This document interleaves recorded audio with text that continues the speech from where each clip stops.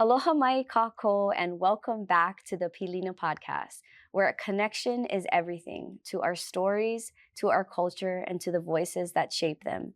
Today, we are honored to welcome someone who truly embodies strength, grace, and a deep sense of kuleana to Hawaii, both in the skies and on the ground. A leader, trailblazer, and a reminder that our ike and mana can thrive in every space. She is Skyler Kamaka, crowned Miss Hawaii in 2012. She has proudly represented our islands on the national stage. But her journey didn't stop at the crown.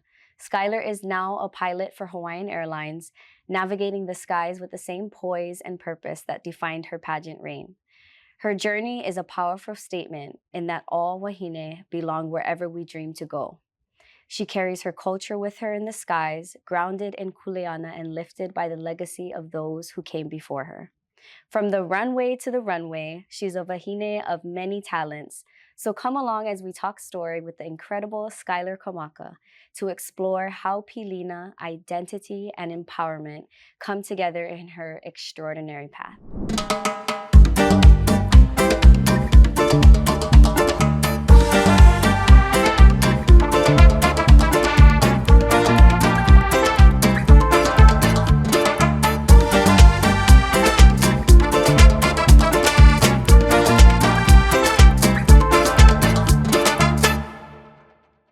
What? Thank you. What an intro. Thanks for joining us, Skyler. She's glad. And to the stage. Wow, Did you like how I thank said to you. the runway? To Yes, the I runway? love that. Love We it. love the connection. Thank you for having me. Thank you. Mahalo for being here. Yes, of course. So, Skyler, what does Pilina connection mean to you, and how do you see it show up in your life? Well, I think just first of all, being here and the connection that I have with Tiara, we met back in, I think it was 2012 when we first met. And it's those connections that you make throughout life, and you, which is my favorite part about my journey, is that I've had the opportunity to meet so many people, and I'm very, like Tiara said, I'm very rooted and very grounded in my family, and I take them wherever I go. But the connections that I've made along this journey, you never know how they're going to circle back. And now, 15 some years later, here we are sitting at this table, having the opportunity to talk, and our lives have, come together and grown in separate ways. But there's always something that connects us and brings us back together, where she can just call me up and be like, girl, do you want to come on my podcast? I'm like, yes, I'll be there. No problem. I haven't seen you in 7 years, but yeah, I'll be there, girl. Whatever you need. So that's what I love about it. Yeah.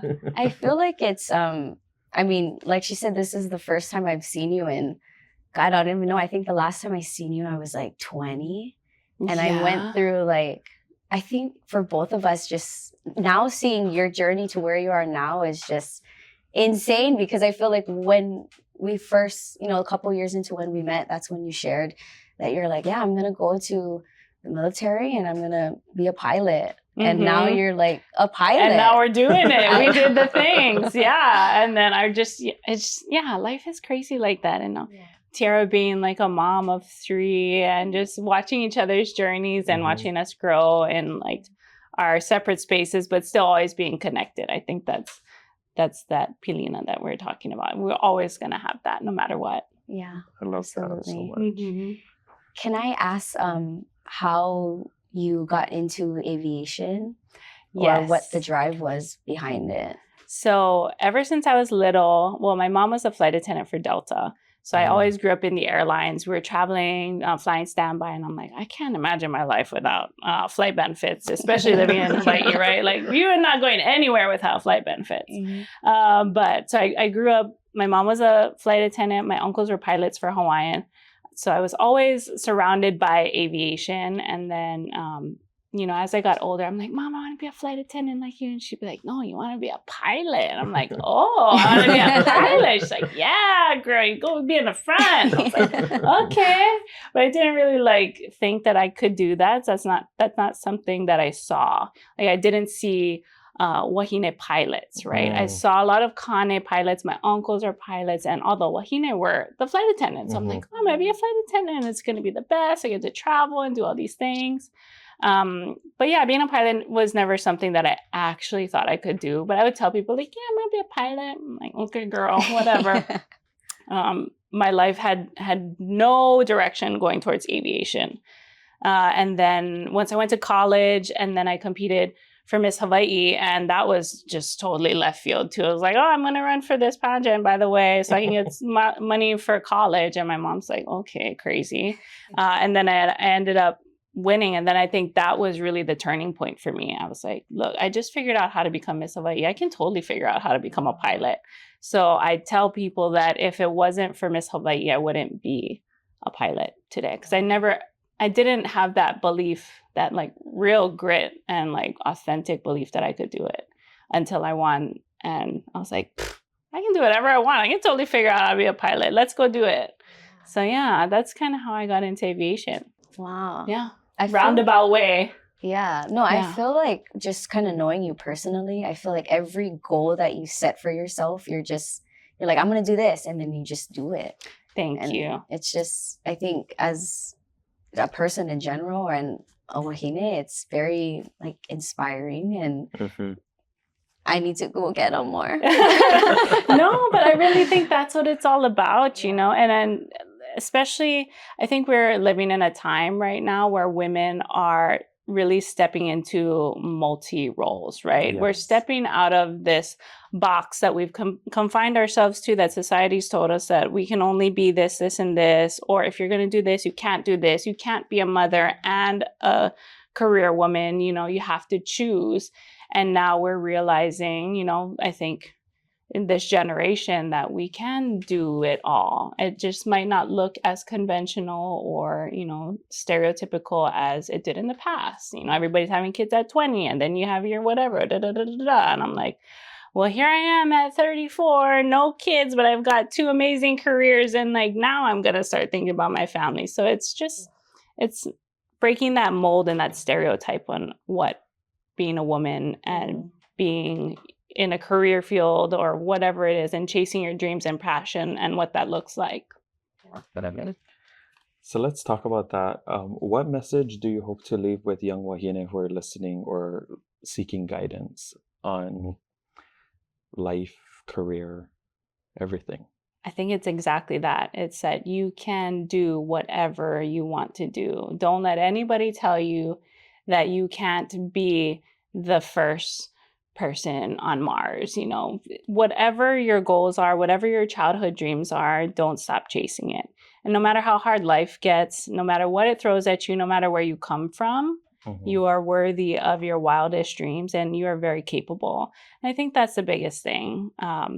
Growing up, I was raised by a single parent and we struggled. And my mom, like I said, was a flight attendant, so she was gone a lot. I was raised by my grandparents. I bopped around to aunties and uncles' houses, and I'm really close with my cousins. And just because it wasn't your storybook lifestyle doesn't mean it was less than, or that I wasn't able to do all these great things. Because, you know, fast forward 20 plus years, I look back and those challenges are really what helped shape me and create that grit within myself to persevere and know that at the end of the day, even if it's just me who believes that I can do it, that's enough.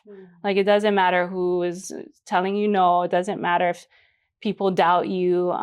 Say that you're not smart enough, you're not pretty enough, you're not this, you're not that. But I believe that I am, so I'm going to go do it. And I think that's what I want every little girl and everyone in general to believe, that they are worthy and that they can do it. Yeah, I think that's definitely something in recent years that I started to do, was to be my own cheerleader. Absolutely. And not really worry about whether anybody supported the decisions I was making. And it's never too late. Like, it's never too late to start a new career. It's never too late to chase your passions. And you're allowed to change your mind about stuff. You're 100%, allowed to start your career. So I was studying exercise and sports science in college with a minor in coaching, thinking that I was going to teach and coach volleyball at the collegiate level. And that was my life, and that was the path that I was going down. And then I had no money to continue my education because I went to school on a volleyball scholarship. And then that's how Miss Hawaii came into play. And I was like, I was introduced to a Miss Hawaii 2011 at the time, Lauren Cheap, and we were just talking at an event, and she's like, "You make a really great Miss Hawaii," and I'm like, with my teta bun and my slippers and my shorts, I'm like, okay. She's like, "No, you would, and you get money for college," and I was like, "Tell me more about this Miss Hawaii thing." And she's like, "Yeah, you get money for college." I was like, "Okay." So that was the plan. It was to get my master's in education so that I could teach and coach at the collegiate level. And then Miss Hawaii happened. I met all these amazing people. I had all these doors open up, and I realized, I was like, you know what? I actually don't want to do this. I had an opportunity to teach right after, and I loved it, loved the kids. But I knew after that 1 year of teaching that I was like, you know what? This isn't my passion. This isn't what I want to do for the next 30, 40 years. I want to go be a pilot, and I'm going to figure out how to make that happen. So I said, thank you, Concordia University, for my degree and my paper that says I'm educated. Thank you for my teaching opportunity. I'm just going to put that over here, and I'm going to go ahead and start chasing this pilot dream. And it's okay. Like, same thing for anyone. Like, you can be in a career for 10, 15 years and be like, you know what? That's not what I want to do. And it's okay. Yeah, change is good. Yeah, I feel like that's something I'm like currently learning. Like, that's okay. Because I feel like growing up, it was always like, no, you quit, you're a quitter, you know? And so I felt like my whole 20s, I had that in my mind, like, oh, I can only do this, or I have to stick to this, or, you know, or else I'm going to fail, or I didn't feel like comfortable to wear many hats or to say like, oh, that was a nice chapter, Paul. Now, like, I'm ready for something else. But now I'm kind of like fully understanding that, and it's almost like so empowering to myself to be able to be like, I have many stages. That was a stage, and now it's a new chapter. And absolutely, it's okay. Yeah, it's okay. Everyone's growing and learning, and you have seasons in your life. And I think that, you know, in my season of 20 to like 25, I was really trying to still figure out what I was passionate about and what I wanted to do. And so I won Miss Hawaii when I was 21. And then I started flying when I was 24. Yeah, 24, 25. So I had like, you know, a little bit of life experience under me, and I tried different things. I got to travel, dance hula, and travel around the world. I was also the host of High Sessions. So that was really fun because I got to do some on-camera work, and I love, you know, dancing hula. I love being an entertainer. My family's, you know, long line of entertainers as well. So I got to fulfill that, you know, part of my life. And then once I turned 25, I was like, okay, I don't know if you want to call it a quarter century life crisis or whatever it is. I was like, all right, let's go be a pilot now. And then just hung it up and went the pilot route, and just, you know, figure out ways to make it happen. Yeah. That's life, man. Yeah. Just figuring it out. Figuring it out. We're all just trying to figure it out. And literally just going day by day. I've like learned to stop, like it's okay to have goals, but you don't gotta like plan to the T. Right. Yeah. Yeah. And it's okay if it doesn't go exactly as you expected it to go. And yeah, like I said, seasons in life. 34-year-old Skyler is so different than 24-year-old Skyler. If you had asked 24-year-old Skyler if she would be in the military, I'd tell you you're absolutely crazy. Never, ever, ever, ever. And then now I'm in the Hawaii Air National Guard and flying for Hawaiian Airlines. Like, it's just, I love it. Yeah, it's just different phases of life, different, you know, it's just growing. Yeah. Yeah. So what's something you're currently working towards, whether it's personally or professionally? That's exciting. Well, I'm currently in training with Hawaiian. So I'm switching planes, or switching aircrafts. So I'm going to be flying the 787 Dreamliner. So I am halfway through my training right now. So hopefully when this podcast comes out, I'm complete with training and I'm flying the 787. But if you see me flying inter-island, let's just keep your mouth shut. Okay, everybody? No, but I'm really excited. I'm really excited to be training on the 787. It's the next step in my career. So right now on the 7-1, I fly inter-island, which I absolutely love. But flying the 787, I'll get to do some international flying, some long distance stuff. And I get to do all of that stuff on the guard side as well, but it'll be different flying commercially. Yeah, so that's really fun and exciting. So we have some new routes that are coming out. And yeah, just really excited to be a part of a very small group of pilots that fly the 787 for Hawaiian. And that's really why I wanted to do it, because I wanted to fly it while she was still pualani, while Hawaiian Airlines still had full control kind of over where she was going. And then, you know, eventually as this merger with Alaska unfolds, we'll see what Alaska has planned for the Dreamliner. But I'm just trying to sneak in there and fly it while it's, you know, going to JFK and doing all these fun things. Yeah, so that's my professional side. And then on my personal life, you know, I really want to settle down and plant roots. And like I said, I would love to have a family. And I think, you know, it's really tough, I think, like I said, choosing, always feeling like you have to choose between career or family. And now that I'm a little bit older and I understand, like, there's always going to be something else, right? There's always going to be the next training. There's always going to be the next this, that in work. And it's prioritizing your relationships and those family goals that you have. So I think that's where I'm at right now, kind of shifting my mindset and taking a step back in a sense with my career and trying to focus more on my relationship side and family, and hopefully getting married and having kids and doing that. And flying will always be there. It'll always be there. So yeah, that's kind of where I'm at. Oh, I love that. Yeah. I want to ask you, so I seen your Hawaiian Airlines commercial. So you got to fly with your uncles? I did, yes. So when I got hired, I was very fortunate where I had the option, or I was number one in my class. And the way that it works is your seniority in your class is based on you get your seniority and then you get to pick based on that seniority what plane you fly. So I was lucky enough to be number one. So I had pick of the litter, right? And everybody's like thinking that I want wide body, right? Big shiny plane, make lots of money. And I was like, no, I want to fly the 717. I want to fly inter-island. And everybody's like, what? You're gonna that's gonna be your number one pick? Because, you know, other people, they don't realize how good the lifestyle is. You get to be home every night. It's very like a family oriented aircraft where you can be home, and it's like flying in Hawaii is the best. So that was number one. And then number two was I wanted to fly with my uncles before they retired, and they're on the 7-1.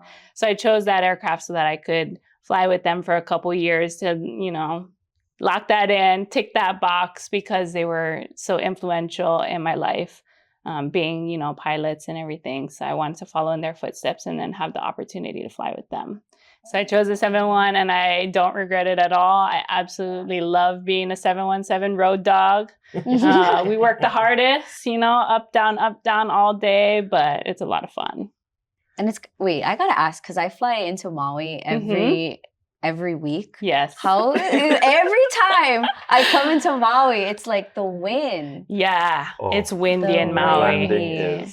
It's tough, but they do a good job. Yeah. I'm like, I would be. Maui is like, I'm not gonna lie, Maui is one of the hardest places I've ever landed, and it's just because the way that the mountains are, so that the wind like funnels through the valley essentially, right? And so yeah, it's rocking. Yeah. But you know, when you fly with me, she's smooth. She laughed good every time. I gotta knock on wood now. Everybody's like, liar. Did they announce like who the pilot is, or? No. Oh, I mean, there's little cues to tell. Okay. But yeah, no, whenever you walk on the plane first, you always gotta Just check. peek. Yeah, Okay. peek in, and if you see me, just please say hi. Okay. Yeah, just peek in, be like, I know her. Free alcohol. Free juice. I'll take two I'll take two pogs. one Thank you. tequila. No more that inter-island. Or no. If you ask nicely, you might get. I'm not saying. You never know. Oh my God, I'm gonna ask. Where are the green bottles? Yeah. I no. I'll wait to the international there you go. mainland flights. Yeah. Flying the Dreamliner. Yeah, it's gonna be fun. And it's so pretty. Have you guys been on the plane yet? No. It's gorgeous. I mean, yeah, I've only had the opportunity to like walk on it. I haven't flown on it yet. And just the seats are so pretty. Like there's so much kauna in everything that's on the plane. And I think that's what is really cool. So I don't want to misspeak on anything, but next time you go on the plane, the flight attendants know all the little ins and outs of everything, and they can tell you all about it. But yeah, there's a lot of different kauna hidden throughout the plane. I always like to look at what the name of the plane that I'm flying on. Yeah. So the 787 is named after constellations. Yep. Yeah. So yeah. There's like nothing like flying on Hawaiian though. It's the best. Yeah. It is. It's the best. That's why when Alaska, announced that they were merging with Hawaiian, everybody was very protective over the brand. And the brand is so much more than just the color scheme on the outside of the plane, right? It's the people, it's the feeling that you get, and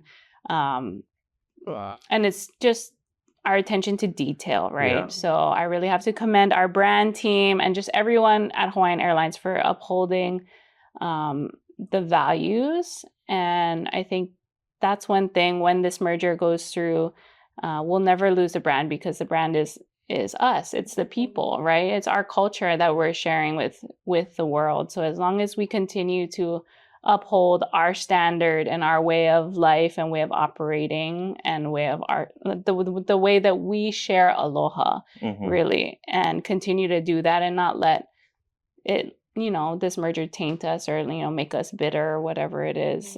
As long as we continue to be who we are, we'll never lose the brand of Hawaiian.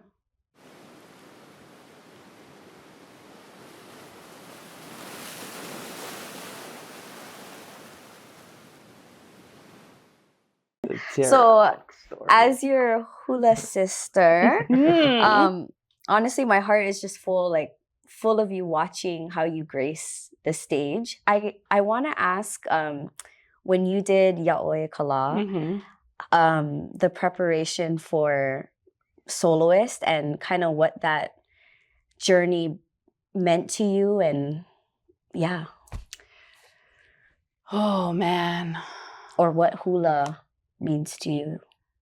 Well, hula has been a part of my life since I was little. I was 5 years old when I started dancing for Leimo Miho, and then I danced for Lena Alahaini, then Melia Lobenstein Carter, then I danced for Kaleo Trinidad while I was up at Kamehameha, and then with Tiara with Tehani Gonzalo, and it's been a journey for sure, but I have just always gravitated towards hula. I dance jazz, tap, ballet, hip hop, all the things, but nothing ever felt as fulfilling as dancing hula and sharing our history and our stories. And for me, just learning our history and our stories through hula, right? That's the point of it. And I don't think I appreciated it until I got older, because maybe my friends who didn't dance, they don't know or understand the oli or why we do certain hulas at certain places or certain times of the year. And I was just like, oh, it's because of this, or we dance this one and we're honoring Kalakaua and we're honoring Emalani, and they're just like, oh. I'm like, yeah, that's what we're doing, So I'm very fortunate and privileged that I got to learn our history through dancing hula. And then the preparation, well, first of all, just being chosen by my kumu to represent the halau as a soloist was a huge honor, and I did not take that for granted at all. But the preparation, again, it was a journey. I think once your kumu sees that you're ready to accept that responsibility and that kuleana of representing the halau in every facet, right? Not just on stage, but just like the way you carry yourself, the way that you prepare. And it's just one of those gut feelings I feel that kumu have. Like they know when you're ready to take this on. They know where you're at in your life. They know you better than you know yourself sometimes, even if you think like, oh, I only see her a couple times a week. She don't know. But your kumus are always watching you. They're always watching you. They know. They know when you're struggling. They know when you're doing well. And I think at that time in my life, Kumu Tehani saw that I was ready to accept that challenge. And yeah, it was a lot. I mean, it's just a lot of mental preparation that I don't think people really understand. Or, you know, when you're watching a competition, even like at Mary Monarch or whatever, you really don't fully understand the emotional, spiritual, mental journey that each haumana goes on to prepare themselves to present their kumu's work and legacy on the stage. And then even more so as a soloist, because it's really just all on you. And yeah, if you ain't in the right mindset and space, like it's not going to present the way that your kumu wants it to. And so I think you really need to just, it's more so of a spiritual, personal journey than it is like a hula technicality type of journey. Yeah.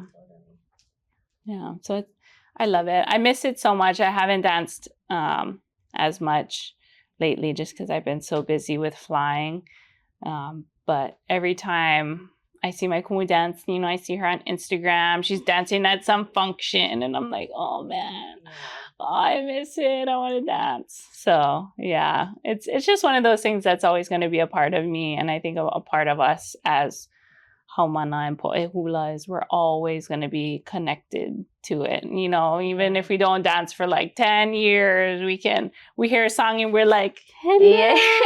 You know, it just comes right back. I feel like for me, it's almost like that's my way of being culturally grounded. And I feel like everybody has their like if they're a Levaita or a hunter or that's kind of how I'm connected. And I feel like it now as an adult, because I miss dancing so much, it's almost like sometimes I dance and I cry. You know what I mean? Like it's like I miss it, and I feel like it's something that's been a part of me for my whole life. And yeah, I need to get back into it. I've always appreciated the preparation that goes into performances, and that's something that I feel is only like strongly emphasized in general during like Merry Monarch season, and should be highlighted more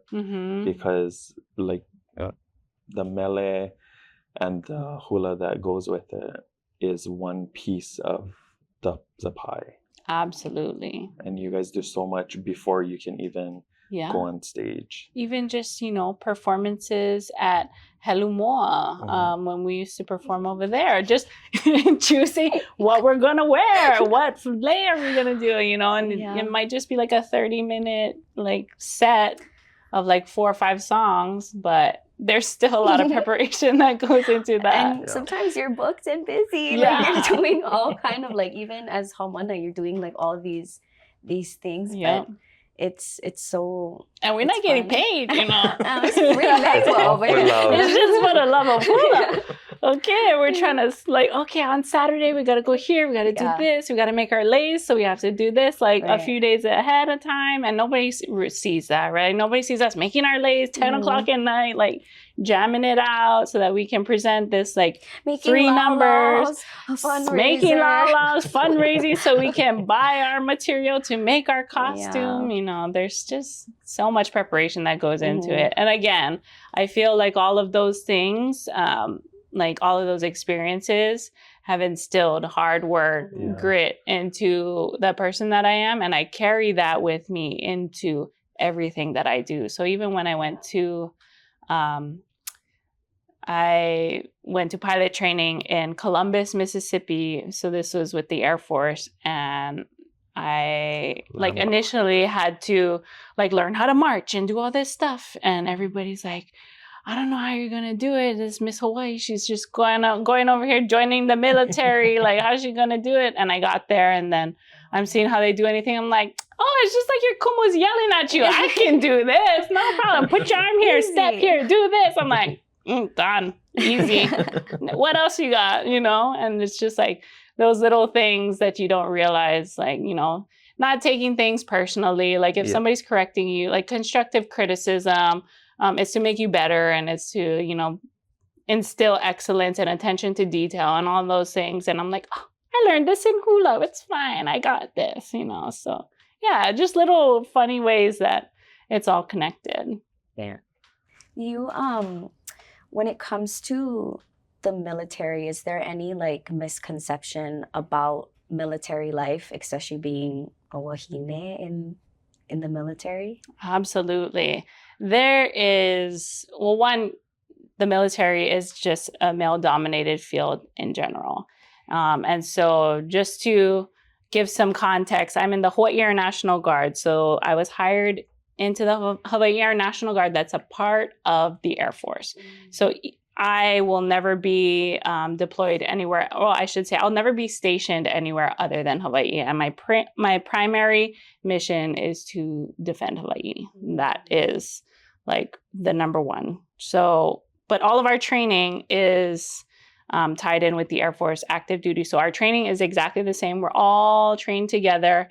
The beauty of the Guard is that I knew I was coming back to Hawaii and I knew exactly what I was going to fly. Whereas if I was active duty, they can get stationed wherever, they get whatever airplane, and they move around every 4 years. So I'm like, okay, I always stay in Hawaii and I have a little bit of control over my life, which is great.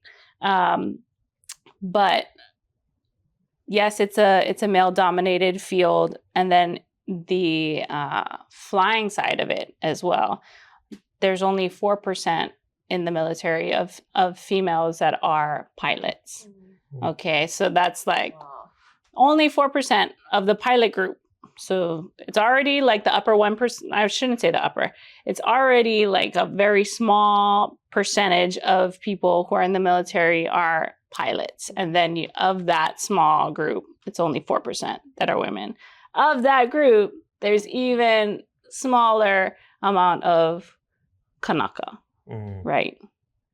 And it's just like, you look around and I'm like, oh my God, this is wild. But I think just in the grand scheme of the Air Force. Now you come to the Hawaii Air National Guard and it's really like not ironic, but it's very interesting that for our squadron specifically, of all the graduating high schools, right? Because everybody is, what high school you went, what high school you went. We have, I don't want to get the number wrong, but we have at least 11 people in our squadron of 50-ish. 11, I gotta look exactly, but more, at least 11 that are Kamehameha graduates. Right. Wow. So we have like Imua, first of all, Imua, but like we have Kanaka that are the ones who are defending Hawaii. You know what I mean? And that's, I think, where people get this misconception just of the military and they're just like, oh, it's just, you know, these haules coming in and taking our land and doing whatever. But on the flip side, like we have Kanaka who are in the military who chose to defend Hawaii, because at the end of the day, I want my people defending Hawaii, because they're gonna defend it with like honor. Honor. They're gonna defend. They're not gonna let just on a totally deeper level, right? And then also, like, not to get too far into it, but if you're not at the table, you're on the menu. Exactly. Right. So we have Kanaka who are in the military, who are working to do the right thing, to steward the land and all of these things, and to be mindful and to educate. Right. So it's kind of like a working from within. Yep. And, you know, like, I'm really proud to be a part of that small percentage of pilots and just Kanaka who are trying to work from within and make sure that we're holding the grander scheme of holding space and holding the military accountable within like our realm of, you know, control and what we can and can do. And yeah, so I think that's, like, we're talking about misconception of wāhine, but I think just of Kanaka in general being in the military, it can be like a negative, but you know, it's perspective, and at the end of the day, it's like everybody's just trying to do their best and take care of their families and put food on the table and shelter their kids and survive in Hawaii. And that was the only way that I was going to do it. Like, that was the only way I was paying for pilot training. That was the only way that I was going to be able to afford to live in Hawaii, or else I would have had to leave. And that's just my reality. Yeah. And so those are the choices that I made, and I don't regret it at all. I absolutely love flying for the Hawaii Air National Guard. I love everybody that I work with. And it's gotten me, and it was a stepping stone to get to Hawaiian Airlines, which was my end goal. So I was able to get all my training. I'm able to fly really cool missions and have experiences that not a lot of people get to have. When I tell people I fly the KC-135 and I do air refueling, they're like, what does that mean? I'm like, I refuel planes in the air while flying. And they're like, what? I'm like, yeah. Whoa, it's pretty cool. And I fly all over the world. And that training and that opportunity that I got through the military helped me get to my end goal. Not really the end, but it got me to my next career at Hawaiian Airlines. So I'm very grateful for that opportunity, and it wouldn't have happened without the Hawaii Air National Guard at all. Yeah. You just a baddie. I'm one of those people. What does that mean? Yeah. No, you said it, and I was like, no, what does that mean? What does that mean? Yeah. So I got pictures. I like bust out my phone whenever people are like, I'm like, here, let me show you. I'm like, here's my pictures. Here's me refueling the airplanes, and ta-da. And do you do like turns too? Mm-hmm. Well, not though. So I'm in a big plane now. So I should say small turns. We do small turns. Okay. But no, so I'm not in like a fighter jet. So like the fighter jets are like more maneuverable. So my plane, I've got like 4 engines. She's a big girl. Wow. She's 4 engines, and she's like a flying gas station is the way that I explain it. So she's a flying gas station, and then I'm like the mama bird, and then I have the baby birds that come up behind me, and they come up, and then there's like a little, there's like a boom that sticks down, and then I connect to the other plane. And then, so like they're flying with me, we'd be like 20 feet apart, and we just like that at like 500 miles an hour refueling. That's crazy cool. So again, stuff that become a pilot. Not everybody gets to do. No, I don't want to become a pilot, but I want to go on the mission. I'll send you pictures. Oh my god. But yeah, it's a lot of fun. I love it. I love the mission that we do. So we do air refueling, we also do cargo moves, and then we do air medical evacuations. So like if we need to pick somebody up in Guam and bring them to Tripler, you know, if they were like injured or things like that, we're able to do those types of missions. And then also humanitarian relief, and then hurricane support. So even with like the Maui wildfires, we were the first ones into Maui to bring supplies. Within like 48 hours, we were able to load up and fly into Maui and try to bring as much support as we could. Of course, we wish it could have been faster. We wish it could have been instantaneous, but you know, there's procedures, and we got there as fast as we could. Everybody was all hands on deck. And so those types of missions that we fly are very rewarding, because I'm like, okay, I'm actually like helping, like I'm doing something that nobody else can do. Like that's really only up to us, and we're able to execute that. So wow. Yeah, it's a very different feeling than just doing commercial airlines, which I absolutely love. But it's just like just apples and oranges. It's like military flying is a different mission, different purpose, and then flying for Hawaiian, different mission, different purpose.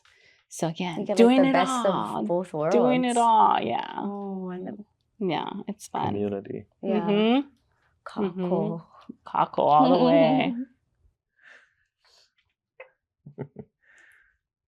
Tara, so what's the scoop? I don't know. You tell me.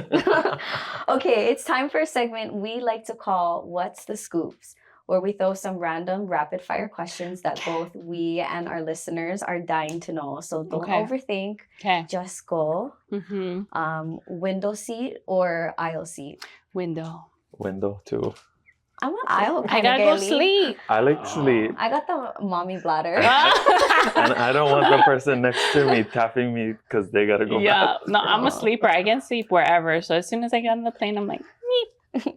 If I'm on the inside, I'm like, excuse me. I know I just went 5 minutes ago, but can I go again? Yeah. Or try like hold it, but... And I'm the one that can look up at you and tell you, go. But I think also like the older I get, I like get almost like claustrophobic, I think. So if I'm in the inside, I'm like, what's happening? But I mean, I can understand like being comfortable lying on the window or being the first one to see the sunrise. Yeah, I know. So my favorite part about flying is the views. So I like to sit by the window and like take picture. Even in the cockpit, I'm not saying I do it, but the views never get old. Like even just flying inter-island, throughout the day as the sun is moving, right? The islands look different, the clouds roll in, and every flight is always different, and that's like my favorite part. So I'm like the airplane nerd out the window with my camera in the back, like seeing it from the front though. No, I follow some pilots, and those views are super nice, especially when the sun is rising like and they're midair. Yeah, I'm gonna tell you, those 3:30 wake-ups are rough, but the views are fantastic. Yeah. What's been the best view? I'm just curious. Oh, man. I would have to say sunrise flying over the islands is like my favorite view for sure. I've been to some pretty cool places and seen some things. So I love flying to Japan, first of all, just because of the travel aspect. But I've actually flew to Nepal. This was in the tanker in the KC-135. I flew to Nepal, and the Himalaya mountains were so tall that they were popping up over the clouds, and you couldn't tell what was mountain and what was clouds because they were just so high. And we were like up at 21,000 feet, and like we were eye level with the mountains, and I'm like, this is crazy, like holy smokes. So I got to see that. I've been to Montenegro, which I didn't know where it was. I had to look it up on the map. They're like, you're going to Montenegro. I'm like, cool, where's Montenegro? And essentially it's on the other side. So like there's Italy, and then there's Croatia, there's like the sea, and then there's Croatia, Montenegro, Greece. It's kind of like on that side. So I went to Montenegro, and then I also went to Bulgaria. So I got to dip my toes in the Black Sea. And so I've been like some really cool places and seen some amazing views, but nothing beats flying in Hawaii. Like nothing. It's the best. That's why I'm gonna miss flying inter-island, but it's okay. Oh, you can hop back. Yeah, I mean, I can in like a couple years. So that's a good thing. It's like, okay, do this for a couple years and then come back and do 7-1. So that's the plan. Oh, cool. Just get the experience. Yeah. Return home. Yep, check the box. And then the great thing about flying for Hawaiian is like we're always coming home, right? So we'll always be flying home. And I know for sure, no matter where we go in the world, my favorite view will be coming back and seeing the islands. And it's the best. It never gets old. Yeah. Especially on Hawaii. Especially on Hawaii. Pualani. Pualani proud. Pualani proud. What local snack defines your personality? Oh. I'm going to go with hurricane popcorn. That's the first thing that came to mind. Make your own or the packet? Oh, I pack it. I don't got One skills. We were consistent. We just dump her in and we mix her up. But, yeah. Hurricane popcorn. She's a mess, but she's yum. I love that. She's so yum. What's your most Hawaii style bad habit? Like talking with your hands, always late, eating rice, everything. Talking with the hands. I got so many scoldings when I was prepping for my Miss Hawaii interview for Miss America. I should say my Miss America interview. Like, girl, you gotta stop talking with your hands. But yeah, so talking with my hands. I wear slippers everywhere. I have all my shoes in the car, and then I just change out my slippers as wherever I need to go. So yeah, it's definitely talking with my hands. So I love that. But you know what? We're visual learners. Yeah. Yes. And sometimes the hands help. I use my hands to get the words out. Or you're pointing across. I'm like, come on. Yeah. When I'm a hand your talker. preparation for Miss Hawaii, did they give you that note as well, or no? Oh, it's a pageant thing. Yeah. They're like, it's distracting. And then I'm like, okay. So it's taken me a long time to like rein it in, even when I was doing high sessions too. And I think because, the camera, right, you can't be flailing around. So I would marry my hands like this, and then I would like self-critique, and I'm like, girl, relax. I'm like standing there like, aloha and welcome to high sessions, looking like a robot. But yeah, again, trial and error, right? And then I've got to the point where I'm like, all right, if I need to like present and stand at a podium and not be distracting, I can do that. But if we're just talking amongst friends, I'm like, blah, blah, blah, blah, blah, blah. So yeah. This is not a flying question, but related to it. What hits harder, crosswind landing or a final pageant question? Final pageant question. Yeah. Do you remember your pageant question for Miss America? Okay, so for Miss America, they asked me a question related to my platform. So that was pretty easy. I don't remember the exact verbiage. I kind of blacked out, It's kind of one of those things. It's random. So at Miss America, the first time they ask you the question is usually based off of your platform or something like on your like bio. So they asked me a question about my platform, and then as you get to like the final 5, then those questions are random, and they can ask you anything. They can ask you politics. They can ask you pop culture questions, like controversial issues, the gun control, abortion, all the things. And you just have to like have a well thought out, pretty packaged answer for anything under the sun. And I was just like, oh my gosh, so you practice all of these things. And again, I think it was really good because it really helped, the preparation side helped you to vocalize or like make a succinct thought as to what you truly believe and be able to vocalize that and say it eloquently and gracefully. And so I appreciate the preparation. I do not appreciate the questions. I was like, oh my gosh, I'm sweating, all the things. But at Miss Hawaii, they asked me, what's one thing that bothers you the most about America? And I'm like, that's such a broad question. I'm like, go anywhere. Holy moly, I could just go a million different directions. So I tried my best to like bring it back to what I knew. So I talked at the time, my platform was athletes promoting inclusion for individuals with disabilities. So I was very athlete focused because I was playing volleyball and doing all that stuff. So that's really like, that was my comfort zone. So I kind of brought it back to childhood obesity and healthy eating habits and promoting like healthy lifestyles and things like that. So I blacked out at that point. I'm like, I said whatever I said and hope for the best. That's why you do preparation, right? Because once those lights come on, the question is asked, you're like, can you repeat the question? It's very nerve-wracking. So I would say the pageant question is a lot harder than crosswind landings.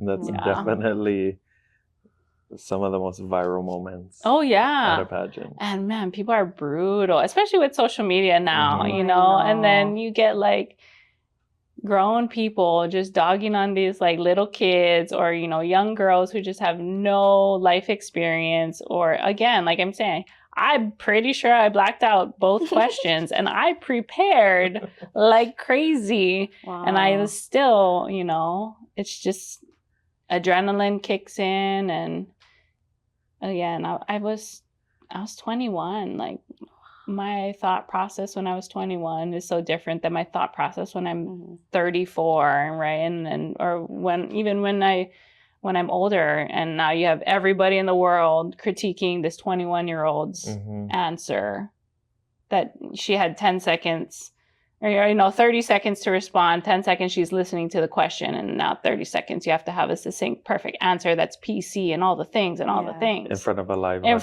audience on national TV. Yeah.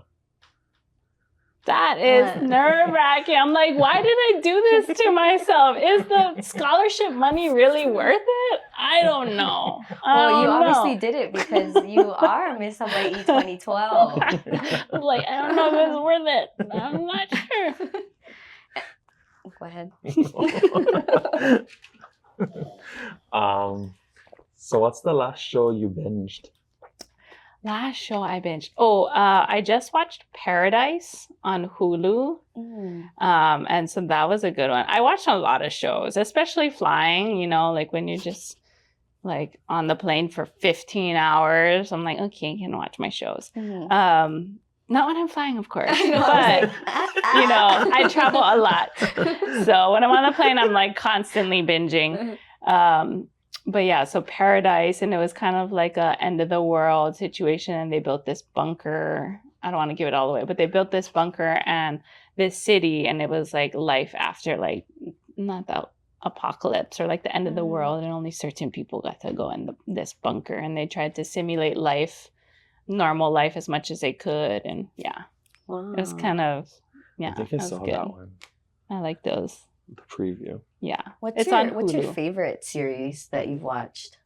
Favorite series? Lately, Yellowstone. I'm a Yellowstone fan. All the way. I'm Beth. I'm Beth. I got me my rip. We're good to go. Yeah. I'm a Yellowstone fan. Yes, me too. Oh, you know what show was good? Was Oklahoma. I think it's called. What is that about? It's the highlights. It's like about organized crime. Was that Tulsa King? Tulsa King. Okay, I was like, there was some. I was like, wait. I also like Mayor of Kingstown. Yeah, I knew where you were going. That's one thing I'll do is I'll remember where it was. Yep, it was Tulsa, Oklahoma. Got you. I got you. That show was so good. Tulsa King was good. 2 days, I completed everything. Yes. That's a good show. Yeah, I know. I need a new show. Do you guys have any? What are you binging? Are you binging anything? No, I think lately it's just been, for me, honestly, listening to music. I feel like I just need some healing in my life right now. And that's fine. When I watch TV, I'm like, I don't know. So I think for me, I'm so busy, I just gotta decompress. But I will say one of my favorite series is Mayor of Kingstown. Okay. I love Yellowstone. Yes. And Breaking Bad is a classic. So yeah, those are some of my faves. Totally. But it's been a minute. I think the last thing I even watched was like Love on the Spectrum. Oh yeah, I watched a couple. Mm-hmm. Another show that I'm in love with is House of the Dragon. So it's like Game of Thrones. Okay. Yeah, but it's like the prequel to Game of Thrones. Yeah, House of the Dragon. So I gotta get into that. My grandma has watched all of that. I'm all She's the like, way you gotta in. hop on the Game of Thrones. I'm like, all I the know way Game in. of Thrones. Okay, Grandma Grandma. is in the know. Yeah. I know. I'm in the out. Okay, last one. So wait, before we get to that, what music have you been listening to on your journey? A lot of Hawaiian music. I feel like Napalapalai and Kuleana like just take me there. And then I would say rootsy, definitely Catch a Fire, Ugla the Mock, oh God, In a Vision. Anything, either local or Hawaiian. That's it. I don't really listen to like rap or like all that stuff anymore. Beyonce like, girl. Oh, I mean, I can get a little down. I can still get down. But as far as like, that's my go-to right now. But in her Paniolo era. She is in her Paniolo era. I just went to Cowboy Carter and I loved it. Worth it. Yeah. Okay. I have a confession. I think I'm more of a Rihanna girly, but I love Rihanna too. I love Ma. Queen Bee is a queen. We love I've Riri. been to her tour. What is it? Revolution. Don't condemn me. Wait, what? They're gonna get you in the comments. They're gonna get you. They're gonna cancel me. Anyways, I'll stop there. It's Renaissance. I dug myself in a deep hole. Renaissance. Renaissance. She meant Renaissance. Did I say revolution? She meant Renaissance, everyone. You just I think I was thinking of revolution. Okay. So as we come to a close of our time together, we ask a question we offer to all of our guests. And that question is, what legacy of Aloha do you hope to leave in this world?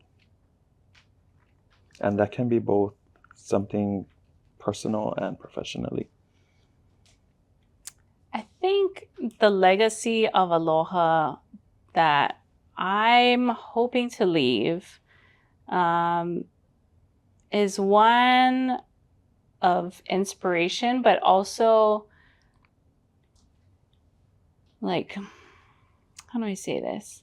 I'm hoping that people can see my journey and what I've done and the crazy life that I've lived and share that with others and be able to relate to it in a sense, and know that anything is possible, and also feel like you can hear my story, watch this podcast, whatever it is, and feel like a connection and feel open and like not afraid to ask questions or like come and be like, hey, I heard your podcast. Can I come talk to me? Like ask me all the questions. I want to talk to every single person that wants to know about flying, that wants to know about Miss Hawai, that wants to know, just talk story and hang out and catch up and be like, oh, you said this really fun thing. Like you said you had hurricane popcorn. I want to know more about hurricane pop. Like why hurricane popcorn? Why do you think you crazy, girl?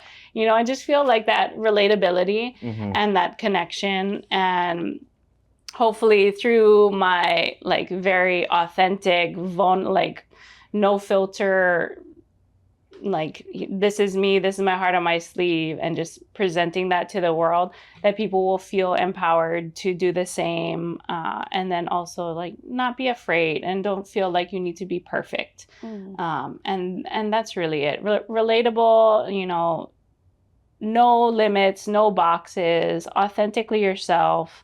And I think when you own who you are and you walk in your truth and you're you're honest with yourself and who you are, and you present that to the world, like that's you sharing your true self and your aloha with the world, right? It's not a curated version of yourself.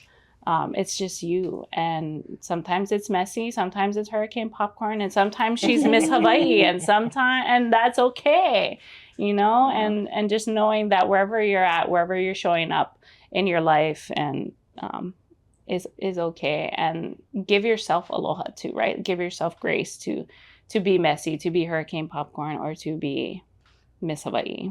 And yeah, I think that's what I want to leave.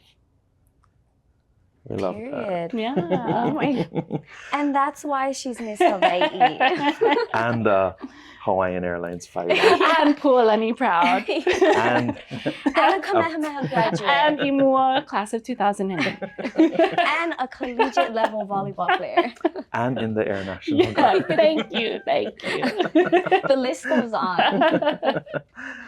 Well, Skyler, mahalo for spending time with us on the Pilina Podcast, and being a part of this journey. Mahalo for having me. This has been so fun, and thank you guys for having this space and opening it up for people to share their stories in a very safe and authentic space. So thank you for this. Yeah. It's fun. Today's conversation was a reminder that being a strong woman isn't just about accomplishments.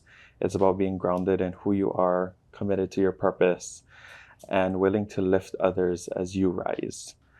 Skyler shows us what it looks like to live with intention, to chase big dreams, and to lead by example for the next generation.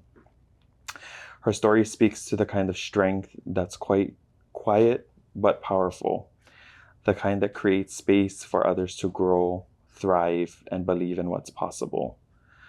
We hope you leave this episode feeling inspired to live boldly, dream fiercely, and stay connected to what matters most. Until next time, this is the Pilina Podcast. And as always, stay connected, stay rooted, and keep building Pilina within yourself, your community, and the stories that matter. Ew. Yeah. Mahalo. And ahui ho.